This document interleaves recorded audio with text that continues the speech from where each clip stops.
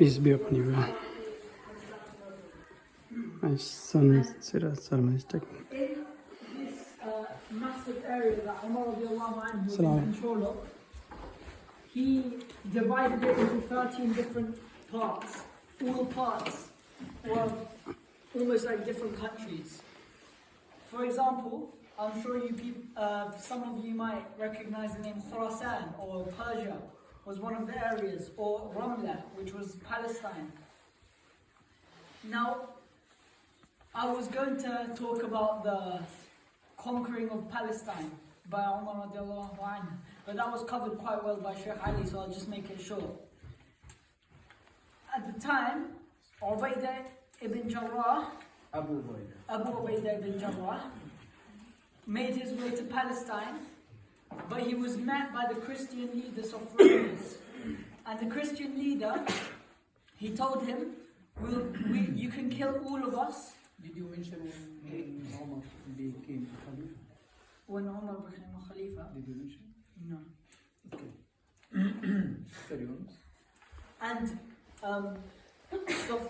Sophronius said, you can kill each one of us, but we won't give you Palestine. And what he said is that the person who takes Palestine must be of the name of Umar. So Umar radiallahu anh comes to Palestine, and the interesting thing about this is he only came with one slave of his and with only one camel. Instead of wearing big robes and have an army behind him, he came alone with his servant. And what's more is he took turns with his servant to sit on the camel and to lead it to where to go. And whilst he was approaching Palestine, he meets with Abu Ubaidah ibn Jarrah. And he tells him, I think you should sit on the camel and you should let the slave pull it while you are going to Palestine. And Umar radiallahu anhu said that I made a promise to him that he would get this time that I would pull it. So I need to pull him whilst I'm entering Palestine. So as he enters Palestine, Sophronius sees him pulling his servant on the camel. And Sophronius, in his own books, it tells him that the person who takes over Palestine is named Umar, and he will be pulling his servant on a camel as he enters. And once Umar enters, he goes to the Masjid al-Aqsa and he clears it of some of the rubbish and litter that was over there. And once after the conquering, he conquered Palestine, and he followed that up by pushing further north, by going to places like Persia, modern day Iraq, and some of Iran, and even some of Azerbaijan.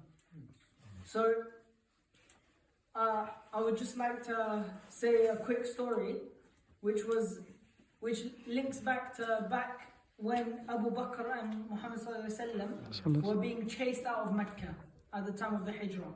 And there was a tracker with the name of Suraqa ibn Malik, who was coming to kill them for the bounty of 100 camels.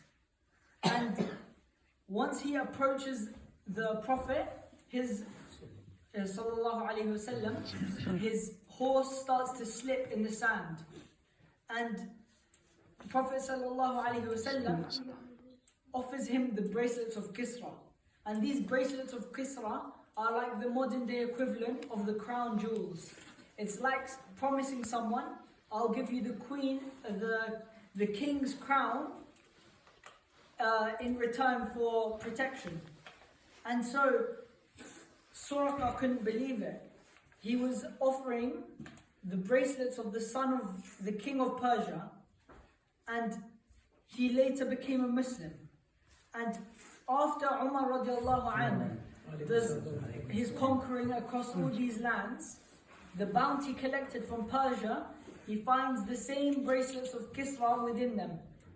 And at this time, Suraqa ibn Malik was old. He was an old man.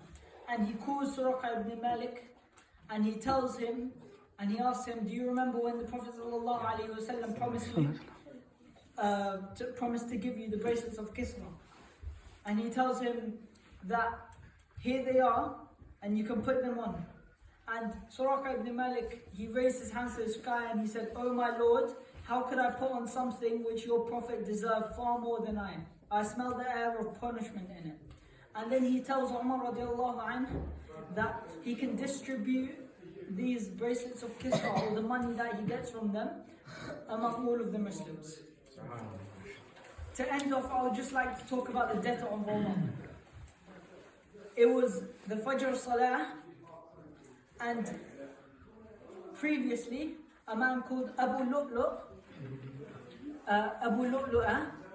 was telling Umar radiallahu anhu that he didn't want to pay the tax for not being a Muslim. And so he told him he didn't want to pay tax, and in the time of the Fajr Salah, he comes and he stabs him with a poison dagger 6 times in the back. And there are some narrations that only 2 companions took Umar away and the rest carried on praying, and once they had finished they had rushed to see Umar and how he was doing. Some narrations say that Umar died the same day, and some say that he died 3 days later.